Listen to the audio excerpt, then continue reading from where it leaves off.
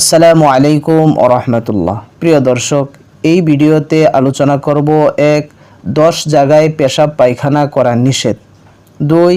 ৬টি জিনিস নিয়ে পেশাব পায়খানায় যাওয়া নিষেধ। ৩. পেশাব পায়খানার সময় ৮টি কাজ করা নিষেধ। ৪. ১০টি জিনিস দ্বারা কলুখ নেওয়া নিষেধ। অত্যন্ত গুরুত্বপূর্ণ আজকের এই ভিডিওটি, সকলকেই দেখার অনুরোধ করছি।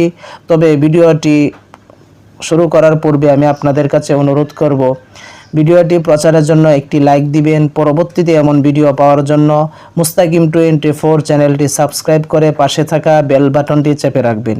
প্রিয় দর্শক, চলুন তাহলে ভিডিওটি শুরু করা যাক। ১০ জায়গায় পেশাব পায়খানা করা নিষেধ। ১.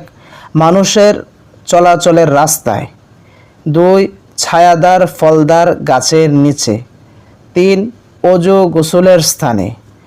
৪. গর্তের ভিতরে। ৫. গোরস্থানে। ৬. দাঁড়িয়ে বা হেঁটে হেঁটে। ৭. বিনা প্রয়োজনে পানিতে। ৮. ঘরে বা বিছানায়। ৯. মসজিদের আঙ্গিনায় বা ঈদগাহে।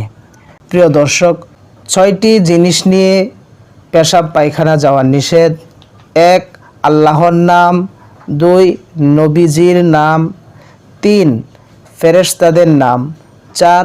কোরআনের আয়াত। ৫. হাদিসের টুকরা। ৬. দোয়া কালাম। পেশাব পায়খানার সময় ৮টি কাজ করা নিষেধ। ১. কথা বলা। ২. জবানে জিকির করা। ৩. কোরআন শরীফ তিলাওয়াত করা। ৪. সালাম দেওয়া। ৫. সালামের উত্তর দেওয়া। ৬. খাওয়া বা পান করা। প্রিয় দর্শক, অনেকেই পায়খানা করতে গিয়ে বিড়ি বা সিগারেট খায়। তাদের যুক্তি হলো যে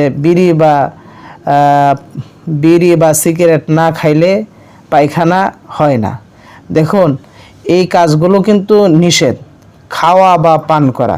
অনেকেই পায়খানায় বসে পান চিবায়, এগুলো সম্পূর্ণ নিষেধ। আবার অনেকে কষ্টের কারণে অনেক সময় দেখা যায় জবান দিয়ে জিকির বের হচ্ছে, আল্লাহ শব্দ উচ্চারণ হচ্ছে, এগুলো কিন্তু সম্পূর্ণ নিষেধ। তারপরে ৭ নম্বর হলো মিসওয়াক করা। অনেকে মুখ বন্ধ করে এই কাজটাও করে তাড়াহুড়ার কারণে, যে নামাজের সময় হয়ে যাচ্ছে, মিসওয়াক করাও দরকার, এগুলো কিন্তু নিষেধ। ৮ নম্বর হলো লেখা বা পড়া। প্রিয় দর্শক, 10টি জিনিস দ্বারা কুলুক করা নিষেধ। আমরা ডিলা কুলুক যে ব্যবহার করব, 10টি জিনিস দ্বারা করা যাবে না। ১.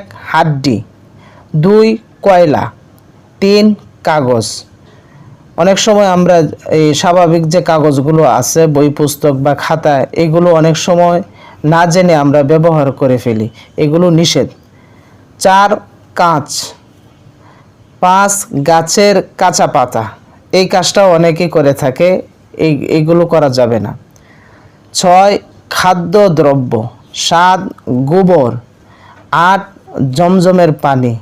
এই জমজমের পানি অত্যন্ত পবিত্র পানি, অনেক দামি পানি। এটা তার সম্মানার্থে, জমজমের পানির সম্মানার্থে এই কাজ করা যাবে না। ৯. ডান হাত দ্বারা। ১০. ব্যবহৃত ডিলা দ্বিতীয়বার ব্যবহার করা। প্রিয় দর্শক, এগুলো ছোট ছোট আমল, কিন্তু এগুলো অনেকেই আমরা আমলে আনি না বা বাস্তবায়ন করার চেষ্টা করি না, কিন্তু অত্যন্ত গুরুত্বপূর্ণ বিষয়, যে এগুলোর উপর আমল করা সকলের উচিত। আল্লাহ রাব্বুল আলামিন আমাদের সকলকে আমল করার তৌফিক দান করুন। আমিন।